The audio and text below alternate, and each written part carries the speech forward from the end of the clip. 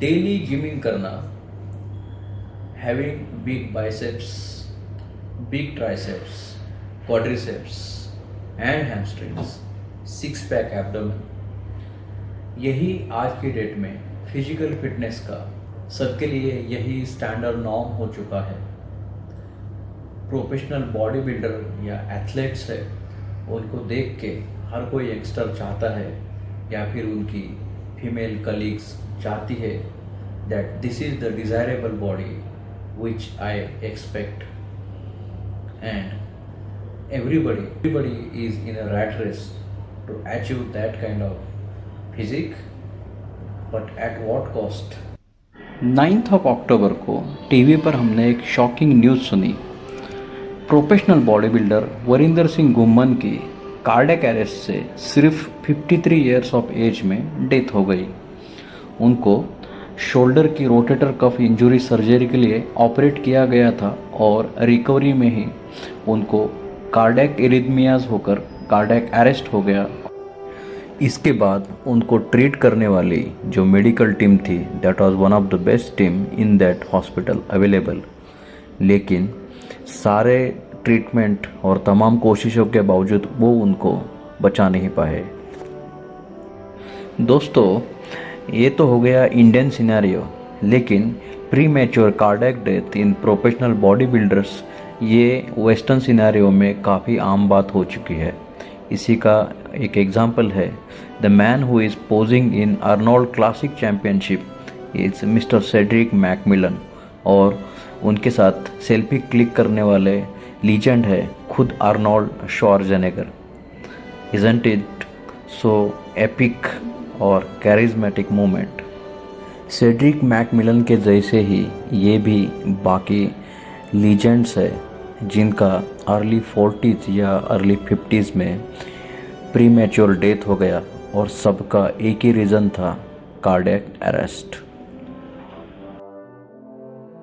ये एक reputed journal का लैंडमार्क आर्टिकल है जिसमें लगभग 20,000 से भी ज़्यादा इन बॉडी बिल्डर्स का डेटा स्टडी किया गया है, and this is done over a period of 15 long years. इसका कंक्लूजन अगर सुनोगे इस आर्टिकल का तो काफ़ी हैरान रह जाओगे। The average age of death of a professional body builder is 45 years. Isn't it so shocking? Professional body builders में सडन कार्डियक डेथ का इंसिडेंस 5 टाइम्स ज़्यादा रहता है as compare to a normal individual. तो सच्ची में आप जो ये लोग इतने बाहर से स्ट्रॉन्ग या फिजिकली फिट, कैरिज्मेटिक या जो दिखते हैं, क्या रियल में वो अंदर से भी इतने फिट रहते हैं? चलो थोड़ा डिटेल में जानते हैं कि एग्जैक्टली इनके हार्ट के साथ क्या प्रॉब्लम हो जाता है, क्या है grievous health concern in athletes के बारे में। हार्ट का कोई भी डिसीज़ अगर आपको सही से समझना है तो उसके अंदर ब्लड सर्कुलेशन कैसे होता है ये सबसे पहले समझना ज़रूरी है। मेरे अगले हर एक वीडियो में मोस्टली आपको ये पार्ट बार बार रिपीट होता हुआ दिखाया जाएगा। हार्ट में ब्लड सर्कुलेशन समझना है तो इसके इनसाइड में देखना पड़ेगा। हार्ट में टोटल 4 चैम्बर्स होते हैं, राइट एट्रियम, राइट वेंट्रिकल, और उसी तरीके से लेफ्ट एट्रियम और लेफ्ट वेंट्रिकल। पूरे शरीर से डीऑक्सीजनेटेड ब्लड, मतलब जिसमें ऑक्सीजन की मात्रा कम है, वो राइट एट्रियम के चैम्बर में आ जाता है। राइट एट्रियल चैम्बर से ट्राइकस्पिड वॉल्व के थ्रू ये राइट वेंट्रिकल में चला जाता है। राइट वेंट्रिकल से ब्लड पंप होके ब्लू पाइप मतलब पल्मोनरी आर्टरी में चला जाता है।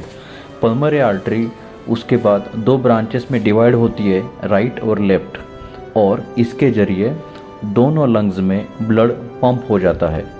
लंग्स में जो हमने एयर ब्रीथ किया रहता है उसमें ऑक्सीजन रहता है। ये ऑक्सीजन इस ब्लड में मिक्स होता है और ये ब्लड ऑक्सीजनेटेड हो जाता है।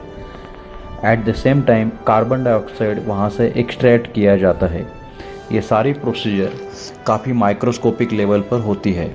उसके बाद ये ऑक्सीजनेटेड ब्लड दोनों लंग्स से 2 पल्मोनरी वेंस मतलब टोटल 4 पल्मोनरी वेंस के जरिए लेफ्ट एट्रियल चैम्बर में पंप किया जाता है। लेफ्ट एट्रियल चेंबर से ये ब्लड माइट्रल वॉल के थ्रू लेफ्ट वेंट्रिकल में आता है। लेफ्ट वेंट्रिकल ये ब्लड एओर्टा में पंप कर देता है और इसी को हम सिस्टोल बोलते हैं। अभी आप गौर से देखेंगे तो ये वेंट्रिकल का पार्ट कितना फ्लेक्सिबल है, देखिए। मतलब जब उसको भरना है तो उसका साइज़ कितना बढ़ रहा है और जब उसको पंपिंग करना है तो उसका साइज़ कितना कम हो रहा है। आप दोनों भी चीज़ें यहाँ पर अप्रिशिएट कर सकते हो। तो जो वेंट्रिकल डायस्टोल के टाइम मतलब खून भरने के टाइम रिलैक्स हो रहा है उसको हम डायस्टोलिक रिलैक्सेशन बोलते हैं। क्या आप जानते हैं लेफ्ट वेंट्रिकल एओर्टा में 1 मिनट में कितना लीटर ब्लड पंप करता है? आंसर इज 5 to 5 लीटर पर minute. Isn't it miraculous and shocking?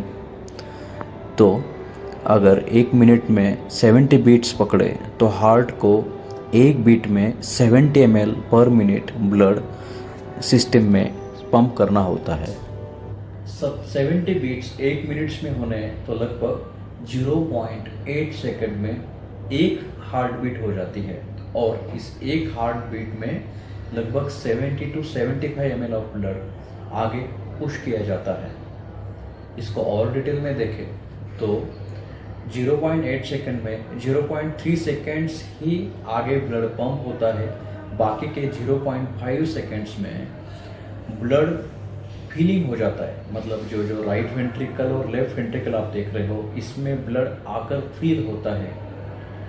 तो सिस्टली मतलब जो एक्चुअल पंपिंग है उसका टाइमिंग सिर्फ 0.3 सेकंड्स है और डायस्टली जिस टाइम पे हार्ट फील हो रहा है उसका टाइमिंग है 0.5 सेकंड्स। सोचिए भगवान ने भी कितना अच्छा डिज़ाइनिंग किया हुआ है कि हार्ट को भी ज़्यादा समय के लिए रेस्ट लेने को मिलता है और कम समय के लिए काम करने को मिलता है। मानो एक एथलीट बाइसेप्स मसल का एक्सरसाइज वर्कआउट कर रहा है तो over the period of time क्या होता है कि ये बाइसेप्स के मसल जो है इनके अंदर जो इंडिविजुअल फाइबर्स है इनका हाइपरट्रॉफी चालू हो जाता है, जैसे कि आप यहाँ पर देख सकते हैं।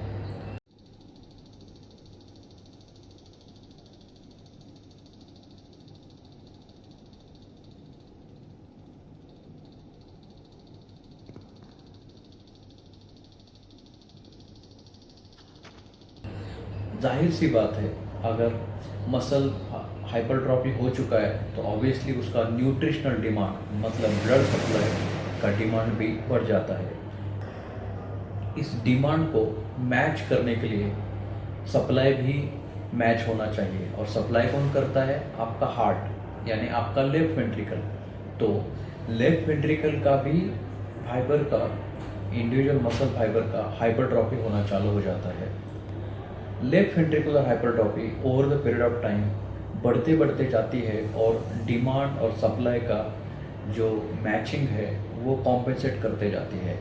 लेकिन एक मोमेंट आता है कि लेफ्ट वेंट्रिकुलर हाइपरट्रॉफी इस हद तक ज़्यादा हो जाती है कि उसके अंदर जो ब्लड आना चाहिए तो उसके लिए जो कैविटी है वो कैविटी काफ़ी कम बचती है।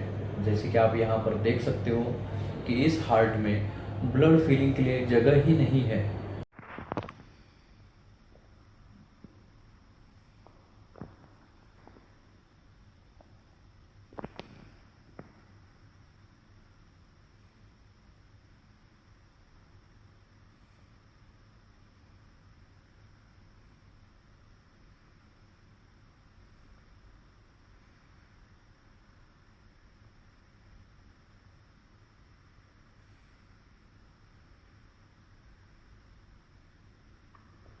और दूसरी बात है over the period of time जैसे ये लेफ्ट वेंट्रिकल इतनी ज़्यादा हाइपरट्रॉफी हो जाती है तो उसका जो लचीलापन मतलब फ्लेक्सिबिलिटी है, हार्ट जब रिलैक्स हो रहा है तो उस टाइम पे वो फ्लेक्सिबल होना चाहिए ताकि वो मैक्सिमम ब्लड अकोमोडेट कर सके अपने अंदर, वो भी काफ़ी स्टिफ हो जाता है। इन दोनों चीज़ों को एक मेडिकल टर्मिनोलॉजी बोली जाती है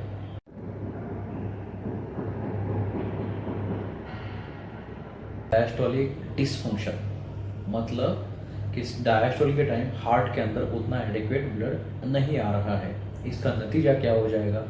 अगर सेम एथलीट अगर आगे एक्सरसाइज करता रहेगा तो डिमांड और सप्लाई का मिसमैच हो जाएगा और there will be a break point, जहाँ पर आप कई बार न्यूज़ सुनते हो कि वो बॉडी बिल्डर जिम में ही ट्रेडमिल पे दौड़ते हुए या वर्कआउट करते हुए कोलैप्स हो गया। मतलब क्या है कि हार्ट ने जितना आगे ब्लड पंप करना चाहिए उतना वो कर नहीं पाया, क्योंकि उसके अंदर ही इतना ब्लड आ नहीं पाया।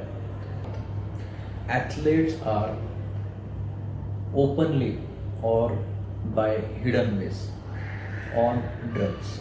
अगली बात है एनाबॉलिक स्टेरॉइड्स की।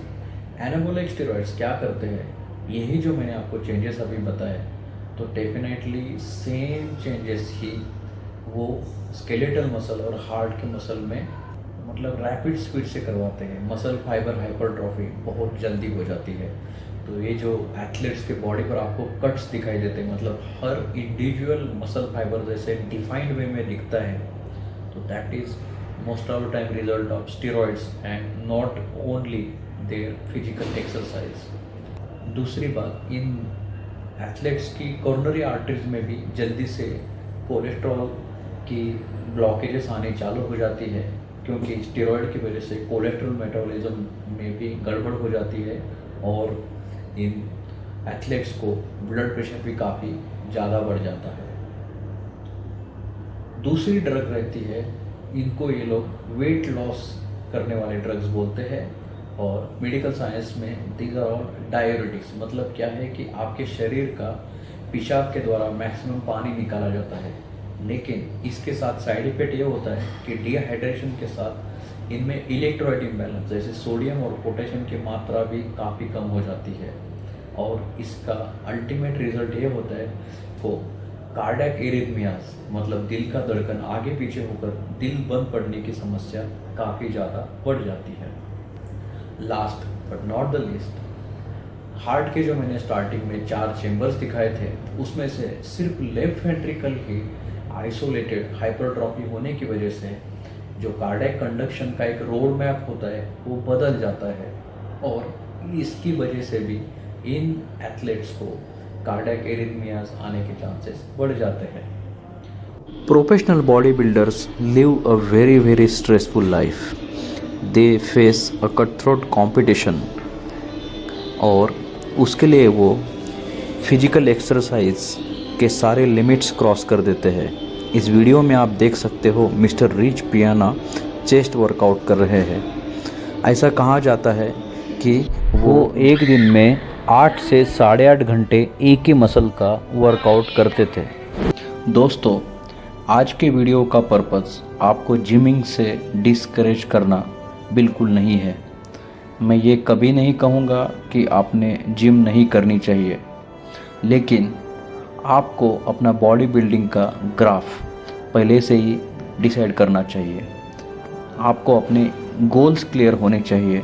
Are you aiming for a professional body building career और you just want to do it as a lifestyle modification. इसमें आपको एक ट्रेंड जिम ट्रेनर और डॉक्टर्स की गाइडेंस की काफ़ी ज़रूरत है। मुझे लगता है कि हर किसी ने जिम ज्वाइन करने से पहले routine blood pressure checking, ECG और हो सके तो 2D इकोकार्डियोग्राफी ये रूटीन बेसिस पे करना चाहिए। आप यहाँ जो मिस्टर आर्नोल्ड श्वार्ज़नेगर को देख रहे हैं, उन्होंने बॉडी बिल्डिंग का एक ब्लूप्रिंट तैयार किया, मतलब एक आइडियलिस्टिक बॉडी बिल्डर कैसे होना चाहिए वो दिखाया।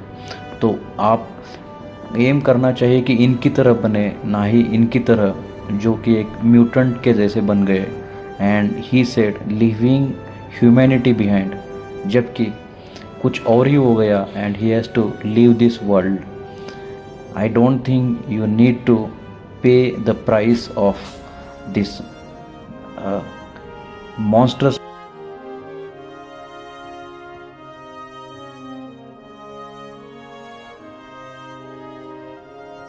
muscle building with your life. Nothing is worth in this world worth of your life. No medal, no prize. You should know what you want in your life.